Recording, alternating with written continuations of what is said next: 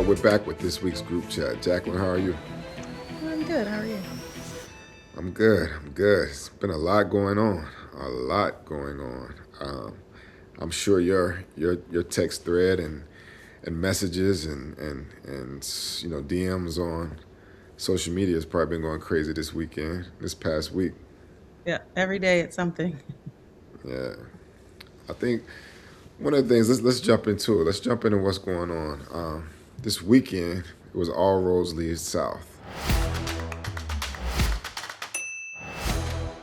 A lot going on in Montgomery and Selma, which of course is a byproduct of what happened with the Supreme Court, going in to essentially start to gut the Voting Rights Act. What is what's some of the things you were seeing on your feed? Yeah, you know what? It was a peaceful energy. Even though we're fighting for our rights, I feel like everybody had this resolve that we're coming together. We're gonna get this done. They can't hold us down. I feel like that is just those kind of things. Um, that's kind of what it felt like to me watching all those videos. Yeah, because it looked like over 5,000 or more people descended on Selma and Montgomery. Mhm. And it's crazy that we're in 2026, but it looked like back in the civil rights era. How when you could see the videos, kind of side by side, the comparison of the videos, to see that it's just like a eerie feeling that we're here today. Mhm. But I mean, like we said, it couldn't be more important. And I think we have to continue. But it was also a lot of allies that came up. I know, the people who we expected to be there, like Yes. Senator Warnock, Cory Booker. We expected a lot of them to be there. But were you surprised to see AOC? Pop Um, up? Yes and no. I feel like she fights for the people. I feel like sometimes when it's rights for Black people, some people shy away from that. When it's specifically about us, I do feel like people shy away from that because for years that's been a controversial topic. So I'm glad for us to see the allies to really to jump in because it's got to be other people. I don't feel like it could be all of us uh, because then people don't take it as serious, right? I think that we have to have our allies out there fighting for us. And I think what she said too was important. Another thing that was important, of course, we need the allies and come together. And I mean, black and brown should should be together. But I think what she was also another thing she pointed out is that it's not just a southern thing. Like the north has to come now. Has to come and support. Like we have to come and band together because it's not just a southern thing. And I think one of the things that people need to start voicing and understanding is starting down south. They're building up down south, but it's not where it's meant to stay. Like it's not going to just be a southern thing. This is the testing ground. This is the way to see what they can push through, how they can push it through. And then it's going to trickle and trickle. I believe Missouri's already in the mix, and people don't understand. Missouri's not the South. Hmm. People on the West Coast and people on the East Coast may think Missouri's the Midwest. Hmm. It's the Midwest, and it's happening in Missouri, and it's gonna, other states are gonna follow. So I think what a lot of people don't understand, even these blue states, it's a big push to turn them red. Hmm. We live in California, and people see us as a big blue state. We are a blue state, but it's a heavy push to in certain areas. And some areas are just as red as a southern state. If you go Yeah, to certain parts of Orange County and Central yeah, Valley and yeah. certain places in California, you may think you're in Hmm. down south. Yeah. So I think people need to continue to be aware, continue to vote, know who you're voting for, continue to show up, continue to know these organizations, and don't take things for granted. Yeah, I think that's the biggest takeaway that there's a lot of things that we took for granted while these right wing, conservative groups, they've been working in the background for years. And this is just all coming to fruition because they finally got someone in office that is with their program, right? That would push their agendas through. And I think that we're learning. our generation, I would say, we're learning a hard lesson because the stuff that our grandparents and parents fought for that we took for granted, because we didn't know, right? We didn't realize what they were doing behind the scenes. And now we're in this situation where we're having less rights than like my grandmother had, or I'm going to have just as, the least amount of rights that she had, right? And we're 40 years apart. And that's really scary. It is. It is.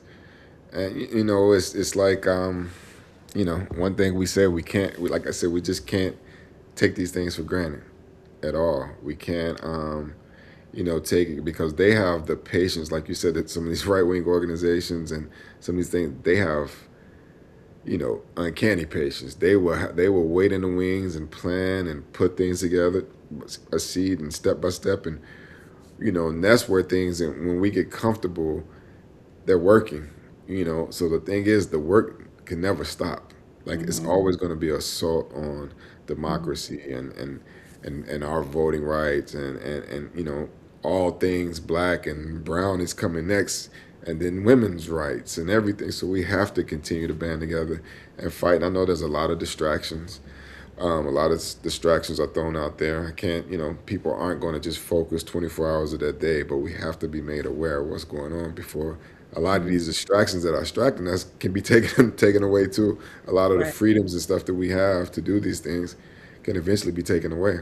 Right. Which is all by design. That's the Hmm. way that's the way that it works, right? You distract us. They're throwing so many things at us. I feel like we talked about this in the beginning when he first came in, and every week something was happening, and you said that's by design. That's the whole purpose. So you can't ever focus on the big issue that's happening because you got to deal with whatever's coming every day, right? And it's, he's building a ballroom, which, yeah, that's bad, right? And yeah, you're spending taxpayers' money, but that keeps us not focused on the voting right, right? Yeah, we need to know what happened with Epstein, but that's keeping us distracted from what's happening right now to our voting rights.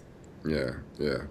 I think it has to be like we said. We have to pay attention. I think this time too, that I think we have to also utilize all of our platforms. Like the message has to come across all of our platforms. We know we have enough platforms, but people are tuning into and listening, and we have to start to create messaging, amongst these platforms to put the urgency out there. I think that's definitely something we have to do this time around. Yeah. And I think they've done a really good job at getting the younger generation. Look at Charlie Kirk, right? Like he was going to colleges. So that's how they keep this going, right? Yeah, They get to bring in those younger generations. So yeah, I am very surprised when I see young people like my son's age.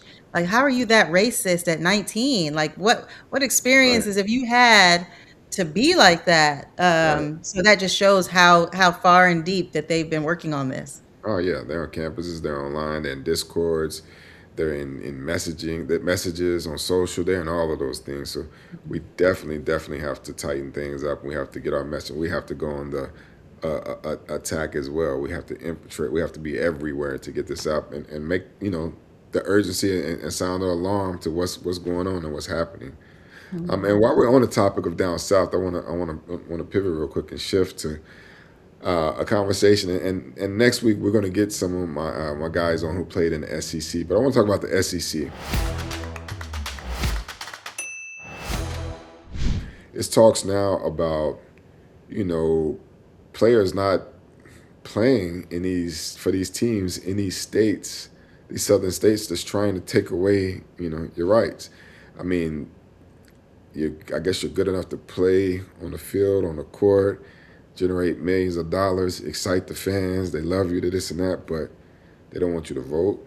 They don't want you to be able to do that. They want to go back to civil rights. I mean, like, it's got to be tough for some guys. I mean, what's your take on it? I mean, just even your parent. You have one kid in college and another one about to go. What's your thoughts on, would you want to send your kid down south to school?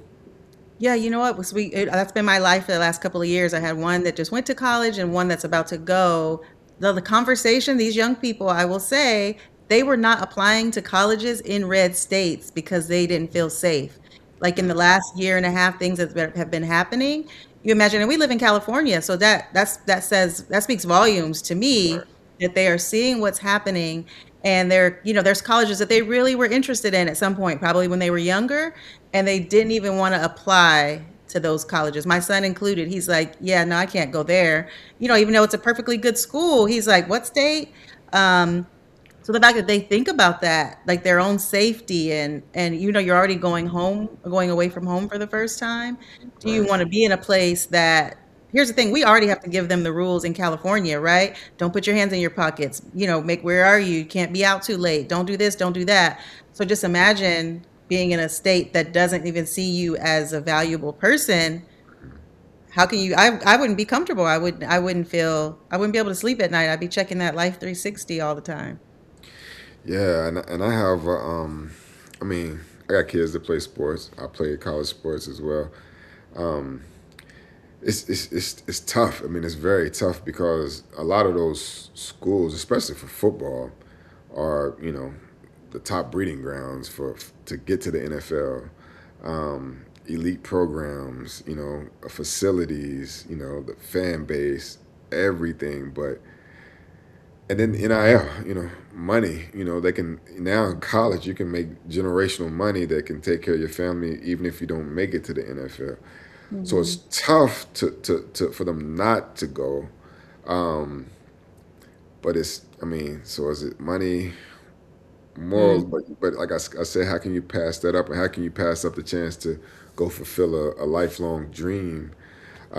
So that's going to be tough for players. I'm sure it's going to be some, and some will voice it, and some won't go. But you know, maybe they go play. Maybe they don't do other things if they have to go play. Maybe they don't, go to certain things or prop up certain things. They just go and get their education and play their sport. But it is going to be tough to have some not go. And I know we always push the HBCU push, but until facilities and resources and stuff can be there, you're not going to get the masses to come. So yeah, it's tough because you got at LSU, you have their it's a state representative and he's a public address announcer for LSU, Dixon McMacken. He's at the center of political controversy. He's the voice of Tiger Stadium. Mhm. So again, I think he's at the back calls the basketball games, the football games. Yeah, he's one of the ones that's leading the push to change things in Louisiana and strip us. But he's there calling the games, cheering on the players, announcing, probably talking to them, celebrating with them in their face in the stadium with their family, this and that, but slowly trying to strip away any rights they have. So yeah, it's tough, and they're doing it right in our face. It's like what you gonna do about it, Yeah. So it's like yeah, that's a tough one, and I guess we'll continue to see if maybe if some of those top players or if someone does make a stance and change, will that lead to other things? But like I said, it's hard to pass up that opportunity to take care of your family and generational wealth, but and also is that kind of stepping stone to live out your dream. Hmm. Yeah, Mhm. we'll see how these things how that Yeah. comes about and what happens with that. I mean, it's not guaranteed, right? Even if you're in a state that's blue, you remember during COVID, they were telling the players pick up a ball and dribble. They didn't want them to speak out on things, so that's it. Kind of doesn't matter where you are sometimes, unfortunately. So like you said, you have to pick your battle almost of, do you look out for your family long term or. Right. And then another thing, I mean, as we shift, I think, speaking of, I'm not sure what school it was. We have to look that up, but I know the AKAs have crossed female student who it was and like I said, it's been other you know non-black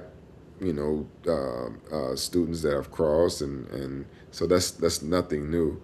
But you have to do background checks. You have to get a reference background check. So I'm just wondering where this fell that you brought someone in who's a avid like Trump supporter and against everything that you stand for as an organization.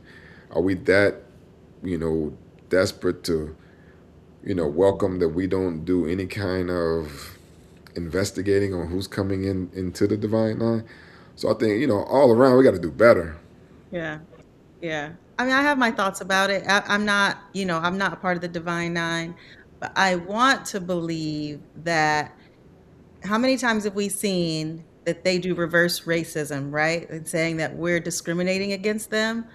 I want to believe that it came to a point where, if you guys don't let me in, I could sue you guys, or I just would hope that's how can somebody vouch for her to say, yeah, let's let her in, and not see if us on the internet can look and see that she's a Trump supporter.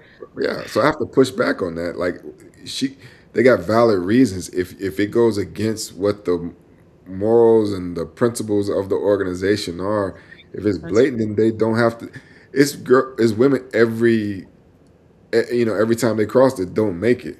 So it's nothing new for someone not to make it. So I don't know where that ball got dropped. I don't know where, but like I said, we just have to in this climate. We have to mm-hmm. do better. No matter who it is, she could have been black if she was still that type of. You can't Right, let them in that. So we have to do better. That shouldn't be national news. That shouldn't be around. So no, we right. just have to do better. No more invites to the cookouts. Cookouts are canceled. Have to do better. Have to do better. But I want to leave on some good notes. The NBA is moving along. We have our four teams set for the Eastern and Western Conference Finals. We have the Knicks in Cleveland. It's Cleveland blew out Detroit, which I wasn't expecting. Detroit kind of started letting me down in that series. I wasn't expecting them to go out like this. If you're I gonna have look a lot of and at sad home, friends. Yeah. number one seed, you work out home court advantage. Mm, So the Knicks and Cleveland, that should be a fun series. That should be a fun mhm, series. The mhm. Knicks really turned things around when they started going through Cat.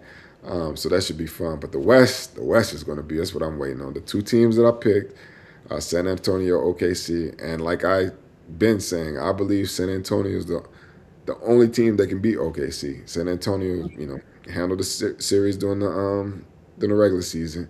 They match up. If Wemby is healthy, it's gonna be tough. It's gonna be tough. I might get the edge to San Antonio.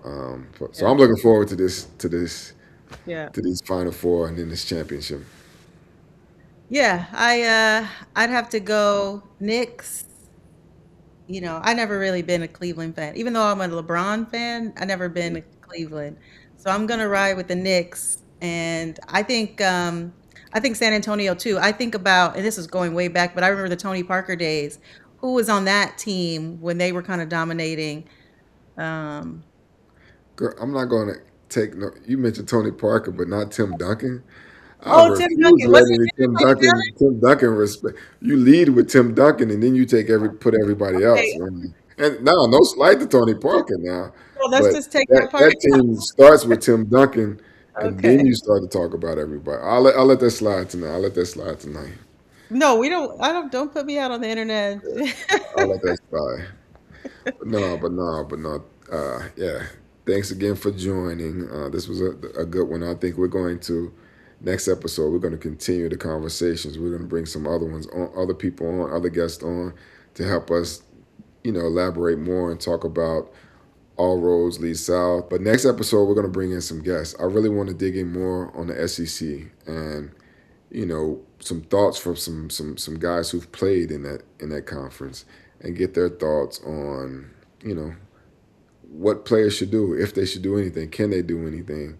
I'm really curious into jumping on that. But again, great conversation. A lot of important things, and we're gonna continue to dig in. Always, every week on the group chat, talking about what's going on in our group chat, in our text messages, in our DMs, all over our socials. So, until next week, Anthony, Jacqueline, we'll see you next time.